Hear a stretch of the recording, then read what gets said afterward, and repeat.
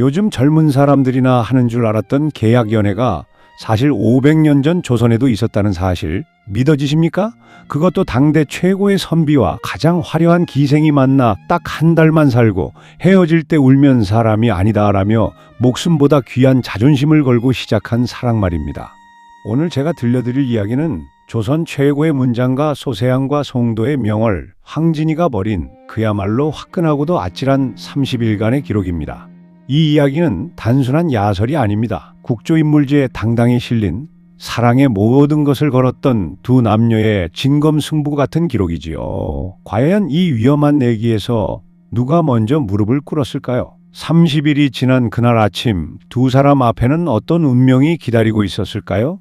등불 아래에서 조용히 풀어보겠습니다. 소세양이라는 인물은 당시 조선에서 모르는 사람이 없을 정도로 명망 높은 학자이자 기계 넘치는 사내였습니다. 문장력이 어찌나 뛰어난지 중국 사신들도 그의 글 한 줄에 감탄을 금치 못했고 풍채 또한 당당하여 여인들의 마음을 설레게 하는데 도 같은 양반이었지요. 그런데 이 양반 성격이 보통이 아니었습니다.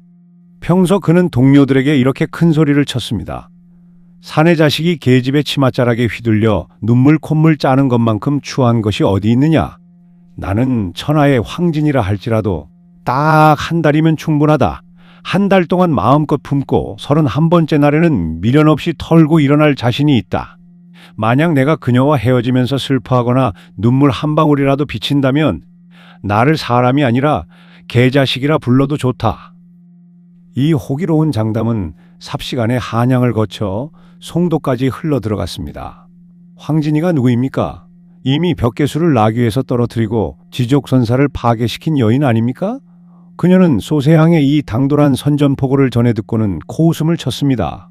오호라, 한 달이라 제법 배짱이 두둑한 사내가 나타났구나. 과연 그 기계가 31번째 날 아침에도 남아있을지 내가 직접 확인해줘야겠네. 황진이는 소세양이라는 이 거친 파도를 잠재우기 위해 평생 단 한 번도 시도하지 않았던 계약 연애라는 판을 짜기 시작합니다. 드디어 소세양이 송도에 도착했습니다. 그는 기생집의 자리를 잡고는 황진이를 불러오라 명했지요. 보통 기생 같으면 버선발로 뛰어나왔겠지만 황진이는 그를 한참이나 기다리게 했습니다. 소세양의 초조함이 극에 달했을 무렵 드디어 방문이 열리고 황진이가 모습을 드러냈습니다. 화려한 화장도 요염한 몸짓도 없었습니다. 그저 흰 소복에 옅은 미소만을 띤 채 그녀가 자리에 앉자 방 안의 공기가 일순간에 얼어붙었습니다. 소세양은 첫눈에 알았습니다. 아, 이 여자는 지금까지 내가 만난 여인들과는 근본부터가 다르구나. 하지만 그는 사내 중의 사내였습니다. 침을 꼴깍 삼키면서도 겉으로는 짐짓 엄격한 표정을 유지했지요. 황진이가 먼저 입을 열었습니다. 대감, 한양에서 하신 말씀을 들었사옵니다. 저를 딱 한 달만 품고 미련 없이 버리겠다 하셨다지요. 소세양은 껄껄 웃으며 답했습니다. 그렇다. 내 비록 네 소문을 들었으나 사내의 마음이 어찌 계집 하나에 영원히 묶여 있겠느냐. 한 달이면 네 모든 것을 알기에 충분하고 그 후엔 각자의 길을 가는 것이 대장부의 도리 아니겠느냐. 그러자 황진이가 잔에 술을 가득 채우며 제안했습니다. 좋사옵니다. 그럼 우리 이렇게 계약을 합시다. 오늘부터 딱 30일 동안만 부부로 살기로 말입니다. 그동안은 제가 대감의 아내가 되어 온 마음을 다해 모실 것이나 31번째 날 해가 뜨면 대감은 뒤도 돌아보지 말고 이 송도를 떠나셔야 합니다. 만약 그날 아침 대감의 눈가에 눈물 한 방울이라도 맺힌다면 대감은 스스로 말씀하신 대로 사람이 아닌 것이 되는 겁니다. 어떠십니까? 이 내기를 받아들이시겠습니까? 소세양은 황진이의 당돌한 눈빛에 매료되어 단번에 잔을 비웠습니다. 좋다. 그 내기 내가 받아들이마. 오늘부터 30일이다. 조선 역사상 가장 뜨겁고도 위험한 시한부 사랑이 시작되는 순간이었습니다. 진행 안내 어르신 소세양과 황진이의 이 팽팽한 기싸움. 벌써 방안이 후끈해지지 않습니까? 30일이라는 시한부를 정해놓고 시작된 이들의 사랑이 과연 어떤 불꽃을 피울지, 그리고 약속된 31번째 날에 어떤 반전이 기다리고 있을지. 드디어 소세양과 황진이의 30일 계약 연애 그 막이 올랐습니다. 첫날 밤 소세양은 방으로 들어서며 속으로 몇 번이고 다짐을 했습니다. 내 평생 수많은 여인을 품어보았거늘 고작 한 달 뒤에 떠나는 게 뭐 그리 어렵겠느냐 하며 짐짓 위험을 차리고 자리에 앉았지요. 하지만 황진이는 그가 생각했던 흔한 기생의 모습이 아니었습니다. 그녀는 소세양을 남편처럼, 아니 그보다 더 귀한 손님처럼 정성껏 모셨습니다. 술상 하나를 차려도 소세양의 식성을 미리 꿰뚫어 본 듯 정갈하게 차려냈고, 검고를 타도 그가 한양에서 즐겨 듣던 곡조를 먼저 골라 연주했습니다. 소세양은 당황했습니다. 자신을 무너뜨리려 작정하고 달려드는 요염한 기생의 모습이 아니라 평생을 함께한 조광지처보다 더 따뜻하고 속 깊은 여인의 모습으로 다가왔으니까요.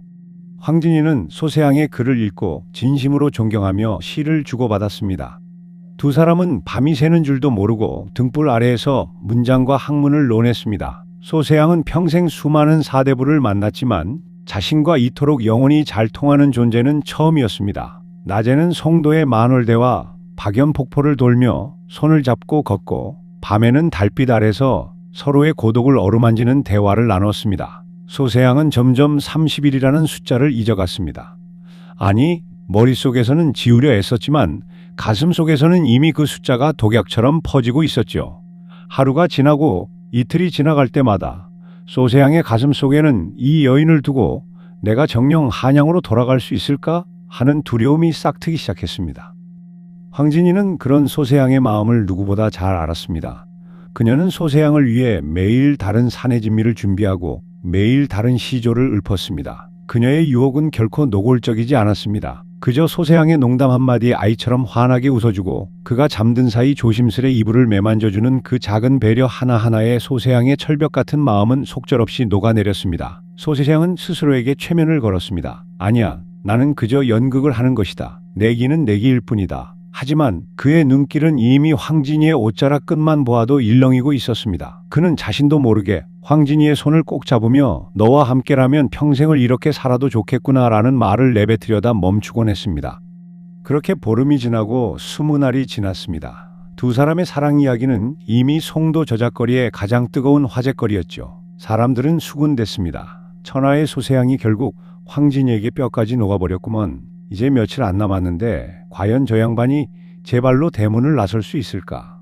소세양은 그 소리를 들을 때마다 짐짓 엄한 표정을 지으며 사내 대장부가 한 약속인데 어찌 어기겠느냐고 큰 소리를 쳤습니다. 하지만 30번째 날이 다가올수록 소세양은 밤마다 남몰래 한숨을 내쉬며 달력만 바라보았습니다. 달이 차고 기울 듯 이들의 약속된 시간도 잔인하게 끝을 향해 달려가고 있었습니다. 황진이는 여전히 담담한 표정으로 소세양을 대했지만 그녀 역시 그와의 이별이 다가옴을 느끼며 검은고 줄을 매만지는 손길에 힘이 들어갔고 그 소리는 갈수록 애절해져만 갔습니다. 드디어 약속한 30번째 밤이 찾아왔습니다. 방 안의 촛불은 여느 때보다 더 애처롭게 흔들리고 두 사람 사이에는 차마 입 밖으로 내지 못한 말들이 천근 무게로 쌓여 있었지요. 소세양은 애써 덤덤한 척 술잔을 기울였지만 잔을 든 손끝이 미세하게 떨리는 것까지는 감추지 못했습니다. 황진이는 그날 밤 평소보다 더 정성스럽게 검은고를 탔습니다. 그 소리는 마치 다시는 보지 못할 연인의 옷자락을 붙잡는 듯 처량하고도 깊었지요. 소세양은 속으로 수만 번을 외쳤습니다. 이대로 주저앉으면 나는 천하의 웃음거리가 된다. 사내 대장부의 자존심을 지켜야 한다 하고 말입니다. 하지만 눈앞에 있는 황진이의 맑은 눈망울을 볼 때마다 그의 심장은 천갈래 만갈래 찢어지는 듯 했습니다. 이윽고 31번째 날 아침이 밝았습니다. 송도 남문 밖에는 소세양을 배웅하기 위해 수많은 친구와 기생들이 모여들었습니다. 사람들은 저마다 수군거렸지요. 보게나 소대감이 정말 저 여인을 두고 떠날 모양일세. 역시 조선 최고의 호남아답구먼 하는 소리가 여기저기서 들렸습니다. 소세양은 나귀에 올라타 짐짓 고개를 빳빳이 들고 앞만 바라보았습니다. 황진이는 멀찍이 서서 그저 조용히 술 한 잔을 올릴 뿐이었지요. 그녀의 얼굴은 평온해 보였지만 그 눈빛에는 말로 다할 수 없는 슬픔이 서려 있었습니다. 소세양이 막 나귀의 채찍을 휘두르려던 찰나였습니다. 황진이가 나직한 목소리로 시 한 수를 읊기 시작했습니다. 달빛 아랫뜰에는 오동나무 잎이 지고 설이 내린 들판에 들국화는 노랗게 피었구나. 내일 아침 이별한 뒤 그리움은 끝이 없으리니 가시는 님은 부디 나를 잊지 마옵소서. 이 시조 한 자락이 소세양의 귓가를 때리는 순간 그가 그토록 지키려 했던 사내의 자존심은 한순간에 모래성처럼 허물어지고 말았습니다. 나기 위해서 꼿꼿하던 소세양의 어깨가 갑자기 들썩이기 시작했습니다. 그러더니 참았던 울음이 터져나오며 그의 두 뺨 위로 굵은 눈물이 주르륵 흘러내렸지요. 소세양은 결국 나귀에서 내려와 황진이의 손을 꽉 잡았습니다. 그러고는 만인이 보는 앞에서 크게 소리를 질렀습니다. 내가 사람이 아니다. 내 스스로 개자식이라 하였으니 내 정령 사람이 아니로다. 황진아, 내 너를 두고는 도저히 한 발자국도 움직일 수가 없구나. 조선 최고의 문장가이자 콧대 높던 사내가 천하 사람들 앞에서 스스로를 낮추며 여인의 품으로 돌아간 것입니다. 사람들은 그 모습을 보고 비웃기는커녕 오히려 뜨거운 박수를 보냈습니다. 진정한 사내란 자신의 자존심보다 사랑의 진실함을 택할 줄 아는 법이라는 걸 모두가 느꼈기 때문이지요. 소세양은 그 후로도 며칠을 더 황진이와 머물며 뜨거운 정을 나누었고 훗날 한양으로 돌아가서도 평생 황진이를 그리워하며 그녀와 주고받은 시를 소중히 간직했다고 합니다. 어르신들, 오늘 이야기는 여기까지입니다. 30일이라는 짧은 시간 동안 자신의 모든 것을 걸고 사랑했던 두 남녀의 이야기 참으로 화끈하고도 절절하지 않습니까? 이 이야기는 조선시대 인물들의 행적을 기록한 국조인물지에 실려 있어 지금까지도 우리에게 진정한 사랑의 의미를 묻고 있습니다. 겉으로는 자존심을 내세우지만 결국 진심 앞에서는 무너질 수밖에 없는 것이 우리네 사람 사는 모습 아니겠습니까?